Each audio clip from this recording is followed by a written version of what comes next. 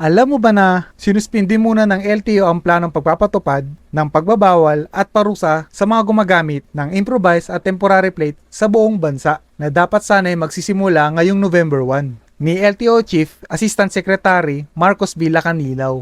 Ayon yan sa ginanap na press conference kanina ng bagong LTO Chief Assistant Secretary Marcos B. Lacanilaw. Ito ang buong sinabi ng bagong LTO Chief regarding sa pagsuspinde. Sinususpend ko ito yung November 1 na no plate na i-charge ang tao ng 5,000 pesos if a fine. Sa akin, personally, marami tayong dapat i-check muna. Kaya temporary, isususpend ko muna yung November 1 na yan. Bakit? Hindi kasalanan ng ordinaryong tao kung ang plaka niya hindi na ibibigay sa kanya. Tapos ifa-fine natin siya. Paano kung yung maliliit nagdi-deliver lang ng paninda tapos wala siyang pang nabigay na plaka sa kanya? E di hindi siya maghahanap buhay. Mahirap yon. So kailangan tinitingnan muna natin kasi maraming factors na pwedeng nakaakibat dyan. Una, baka sa dealer ang may problema. Pangalawa, baka dito na mismo sa LTO. Kaya titingnan natin, hindi yung agad-agad natin i-impose yan para pahirapan natin ang taong bayan. Sana po kayo may